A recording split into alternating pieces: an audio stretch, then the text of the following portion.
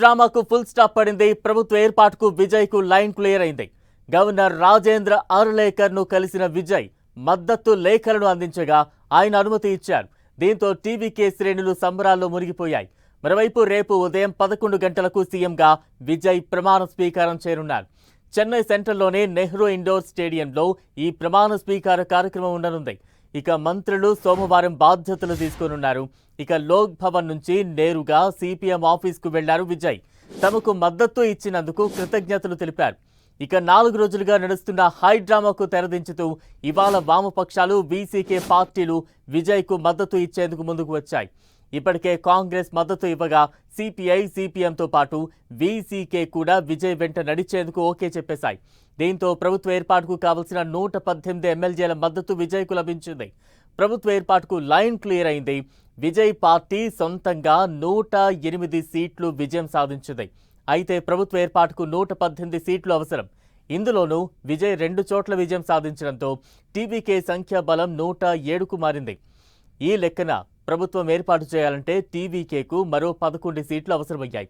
ఈ క్రమంలో అందరికన్నా ముందుగా కాంగ్రెస్ డీఎంకేతో పొత్తు విడిపోయి మరీ విజయ్కు మద్దతు తెలిపింది. కాంగ్రెస్ 5 స్థానాల్లో విజయం సాధించడంతో విజయ్ పార్టీ బలం 112కు చేరింది.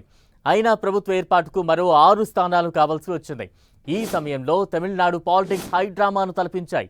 ఒకసారి వామపక్షాలు మద్దతు ఇచ్చాయని, మరోసారి డీఎంకే అన్న డీఎంకేనే కలిసి ప్రభుత్వాన్ని ఏర్పాటు చేయబోతున్నాయంటూ తీవ్ర స్థాయిలో చర్చ జరిగింది. సంచలనంగానూ మారింది. అయితే అన్న డీఎంకేతో కలిసేది లేదని తేల్చి చెప్పారు డీఎంకే అధినేత స్టాలిన్. ప్రజా తీర్పును గౌరవిస్తామని ప్రకటించారు. దీంతో విజయ్ పార్టీకి అధికారం వైపు వెళ్లేందుకు ఒక అడ్డంకి దూరమైంది. ప్రభుత్వ ఏర్పాటును అడ్డుకోమని ప్రకటిస్తూనే కాంగ్రెస్ పై డీఎంకే విరుచుకుపడింది. పొత్తు ధర్మానికి వెన్నుపోటు పొడిచిందంటూ మండిపడింది. కాంగ్రెస్తో తెగదింపులు చేసుకుంది. ఈ క్రమంలో మిగతా మిత్రపక్షాలు టీవీకే వైపు వెళ్లేందుకు తర్జన పడ్డాయి. స్టాలిన్తో వరుసగా భేటీ అయ్యాయి.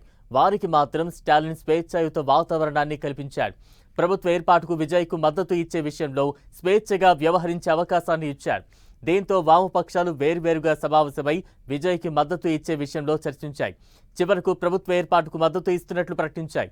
అయితే ప్రభుత్వంలో తాము భాగస్వామ్యం కామని, మంత్రి పదవులు తీసుకోబోమని తెలిపాయి. తమిళనాడులో తక్షణమే ప్రభుత్వ ఏర్పాటు అత్యవసరం కాబట్టే ఈ మద్దతు ఇస్తున్నట్లు చెప్పేశాయి. అదే సమయంలో రాష్ట్ర ప్రయోజనాల కోసం డీఎంకేతో కలిసి పోరాడుతామంటూ ప్రకటించారు వామపక్షాల నేతలు.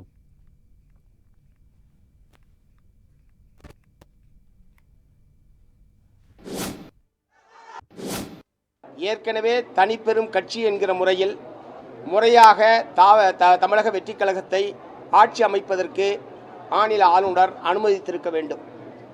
அதற்கு பதிலாக குறிப்பிட்ட எண்ணிக்கை இல்லை, 118 என்பதற்கான எண்ணிக்கையை நீங்கள் கொடுத்தால்தான் ஆட்சி அமைக்க அழைப்பேன் என்று ஆளுநர் சொல்லியிருப்பது என்பதே சட்டத்துக்கு விரோதமானது, ஜனநாயகத்துக்கு விரோதமானது.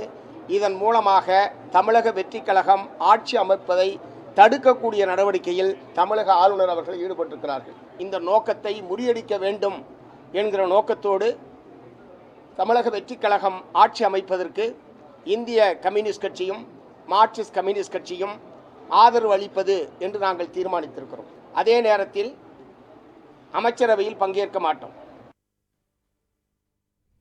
వామపక్షాలు అన్కండిషనల్ గా సపోర్ట్ చేస్తే వీసీకే పార్టీ మాత్రం షరతులతో కూడిన మద్దతు ఇచ్చింది.